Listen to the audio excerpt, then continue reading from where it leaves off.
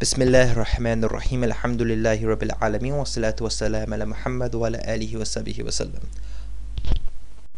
Welcome to the FOSIS Wales and West online video tutorials. Today we're going to look at the ISoc committee. Now the committee are the team that gets the job done. Without a committee in place, there is really no society at all. And the committee should be structured to make it as efficient as possible. So this is kind of what we're looking at today essentially. A team does need some structure to make it work, to allow space for everyone to flourish. And by providing a structure, you really do get the best out of everyone. And it's important to remember the committee all have responsibility to make the ISoc work. Not a few individuals, but the whole committee as a whole. Now we can introduce ourselves to the standard model of how an ISoc committee is structured. This by no means requires anyone to follow this model. In fact, I would encourage ISoCs out there to try and be innovative and rethink these models, try and think of new ways to structure their society. But for now, let's just introduce ourselves to how most ISoCs in the UK are structured. There is of course the president. The president gives direction, motivates the society, takes care of affairs. To help him, the president has the vice president brothers and the vice president sisters. Now this is a usual structure because of course within Islam we have certain gender etiquette which requires us to communicate in a certain way. And of course with leadership, sometimes you do need a personal relationship with the people you're working with. So having a vice president which is gender linked to your community or your member base allows that society to have a much stronger link and a much stronger relationship throughout the committee and throughout the society. So this is something which is sometimes very important, to have the vice president brothers and the sisters, to unify the two within the society. You also has the treasurer, of course responsible for finances, and usually works with the president and the presidents, not with the rest of society so widely, but advises them through the presidents. Right in the middle we have the general secretary. The secretary, they are the most important wheel within the ISoc. They keep everything running. They're responsible for so much and they do work with everyone else. And you also have two more very important groups, volunteers. These are the people who come in ad hoc, will help out in an event, will help out when needed, but usually don't take a position.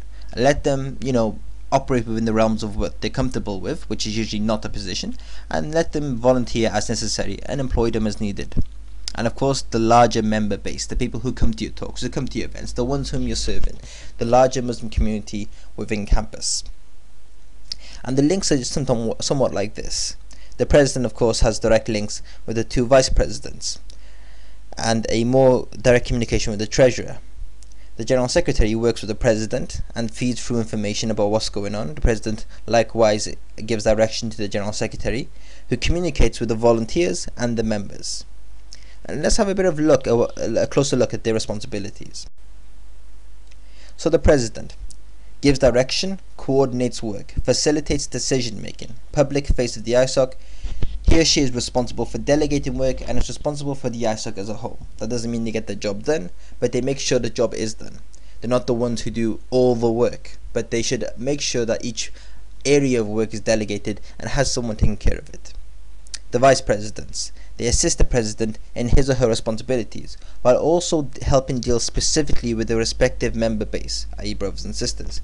They may also have specific other duties which, are negotiated within the Islamic society itself. So in one ISoc, you might have the vice president brothers responsible for on-the-day logistics specifically, and that's his responsibility alone. We have the general secretary, responsible for maintaining internal and external communication, helping plan the specifics of ISoc activities, maintaining databases, websites and minutes. Big overview, but lots of important roles there. And the treasurer, responsible for finances, budgeting events, helping source funding and ensuring payments are made, costs are reimbursed, and importantly works closely with the union and is aware of policy. This is really important. Now for each of these positions we will actually have a separate video going into more depth about how they should work. Video 6 is general secretary and video 7 is treasurer, and we'll have some president videos coming along, but for now that's the general overview. So let's have a think now about other positions. It's sometimes useful and sometimes actually necessary to create other positions to fill needs within the society. New positions, they should be well defined and have a fair allocation of workload and responsibility, not too much and not too small. and we'll go look at some examples next. And positions may also have committees that help fulfill the primary role. Essentially what this means is if you have a position, they may also have a committee working with them who then feed back into the core ISoc committee to work. So let's give some examples to kind of flesh out these ideas. Head of education. Head of education is an important role. They organize, say, lectures, talks, study circles, for example, halaqas, and Arabic lessons. That's a fair allocation of workload, and probably, they might even need a subcommittee to help them carry out these tasks, depending on the size of your ISoc. Head of Dawah, of course, responsible for the staple ISoc event, Islam Awareness Week, and other Dawah events held throughout the year, obtains Dawah material and resources to provide to the ISoc to commit to the work, so they take care of this little niche area. Head of Media and Publicity.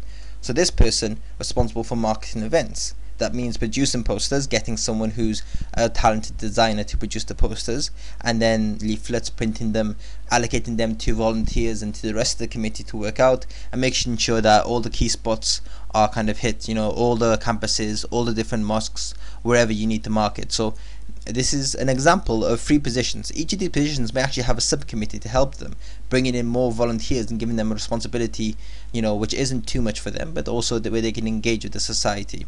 And also it allows you to have a much more kind of a stronger society, because you have each person working in their little niche area, and so the president and the vice president can really make sure that everything gets done. They can keep an eye on the wider picture, and they can start looking at making this society as efficient as possible. Some small tips. Examine your workload and areas of activity, and then create roles to manage this area. So depending on how long your ISoc's been around, if it's been around already, sit down and have a think about what it is your ISoc does. What events do you hold throughout the year?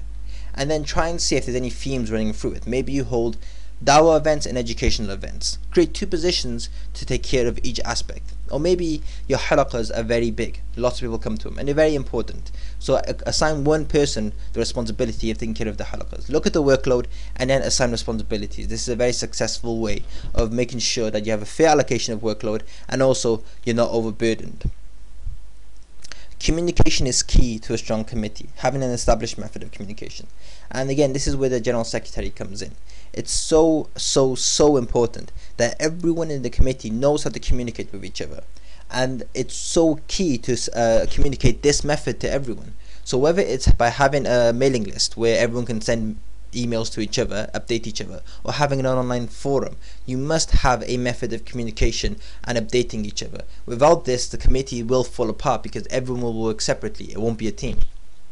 And finally, volunteers, not workers. Don't forget this. It's so important. First of all, if you're in charge of a committee, then be aware that these individuals have other responsibilities, have other duties, and they're volunteers. They're given their own time. They're not going to be able to work like a full-time worker. At the same time, also remember that this isn't a paid job. So if someone is the head of media, they might sometimes need to help out in other areas.